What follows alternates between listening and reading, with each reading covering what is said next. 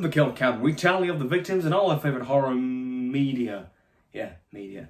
I'm Clark the Geek, and today we're going to be looking at Inside No.9's Series 3 finale, Private View, released in 2017. Okay, yeah, happy bloody Halloween. It's a Dead Meat parody, okay? Yes, the kill count is obviously a series on the YouTube channel Dead Meat, run by James A. Janice and Chelsea Rebecca. You know, I don't take credit for this. And obviously they normally cover horror movies on there, and occasionally TV shows like Stranger Things have been covered, but Inside No.9, it is still a horror show. It's a dark comedy anthology, you know, and there's definitely episodes like this one that I'm going to cover that fall into the horror genre. But because of how niche Inside No.9 is, not only in the UK, but just internationally, it's very unlikely that it would ever get covered on the Dead Meat. So, as a little one-off thing, I decided to pick an episode of No.9 to cover on a kill count kind of video. And what better one than Private View, an episode that really does take influence from the giallo subgenre of horror from the 60s and 70s. You see it in a lot of European films such as Suspiria, and it's very much a murder mystery kind of thing with striking visuals and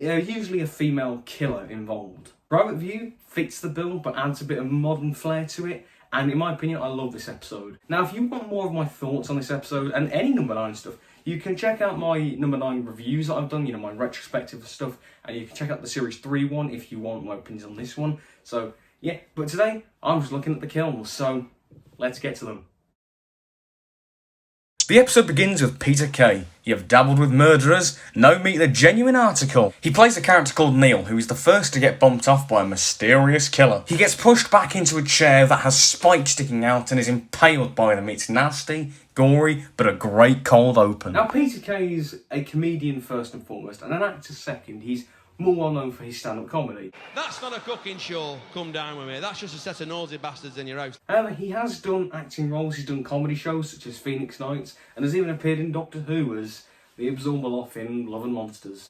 I've absorbed him. After that fiasco, we get a title card. Now, we won't have another death for about 15 minutes from now, so why not get acquainted with our cast of characters and our setting? We have a sarcastic hostess covered in tattoos, B. We have a D-list Big Brother celebrity, Carrie. The characters from Big Brother, not the actress.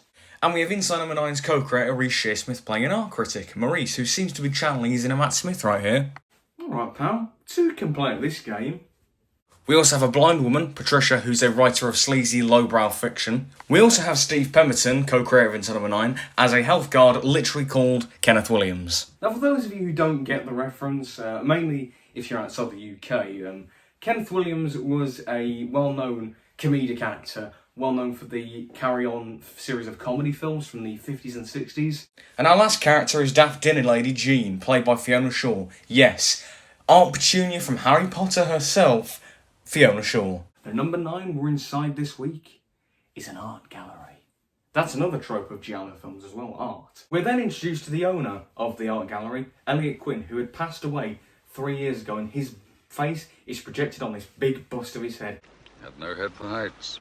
Maurice and Carrie have a bit of a wander around and find Neil's dead body, initially thinking it's part of the act. They discover it's murder, and from this point on, the bodies just keep piling up. B's the next to be found dead in the elevator from presumably strangulation via a telephone cord. But as the story progresses, the murders just, well, carry on. Carrie's the next to go after a champagne that she drinks from is spiked and her mouth gets burnt. I mean, what can I say except some like it hot?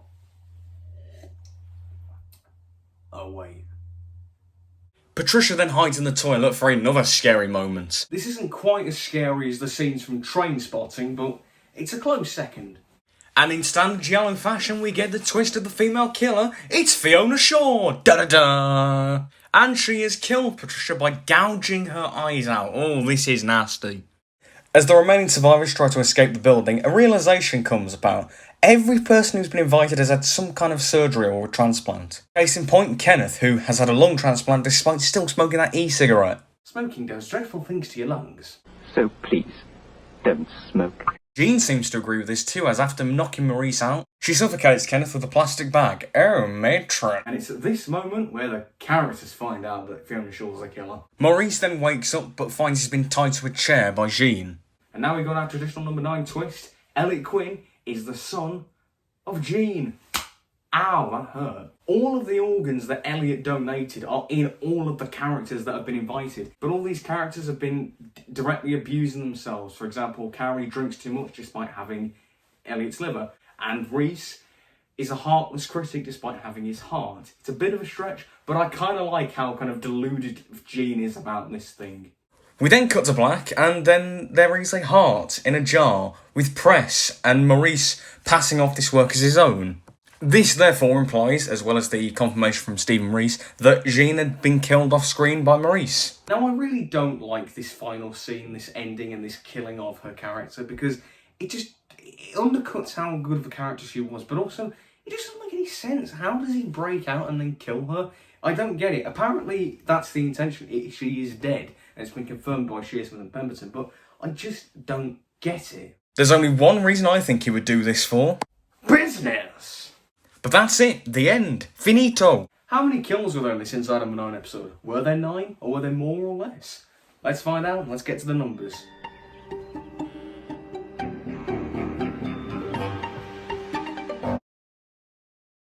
By my count, 6 people died in Private View, which consisted of 2 men and 4 women, giving us a 2-to-1 gender ratio and a pretty bloody nasty pie chart. With a runtime of 29 minutes, that gives us a kill on average every 4.83 minutes. I'll give the Golden Chainsaw for coolest kill to Neil. It's gory, nasty, darkly comic, and it's got Peter Kay. What more do you want? Don Machete for lamest kill will go to Gene because it was off screen and just doesn't make any bloody sense. And that's it. Private View came out in 2017 and, in my opinion, closed what is for me the best series of Inside Number 9. If you want more of my thoughts and reviews and analysis of it, you can check out my Number 9 retrospectives, but, you know, until next time, this has been the Kill Count. Hey everyone, thanks for watching this Halloween special video, a bit of a Dead Meat parody kind of thing. I love Dead Meat, I think they're a great channel. James and Chelsea, just incredible, like just so, you know, talented and put so much hard work. And I thought, you know, Inside Number 9 will probably never get covered with how niche it is, so I thought, as a one-off and a loving homage, not only Dead Meat but also Number 9, kind of combine the two and just do it. Again, it's a one-off, and obviously, you know, credit to Dead Meat, but yeah, I just thought, you know, why not do it for a one-off? Anyway, thanks for watching. Be good people.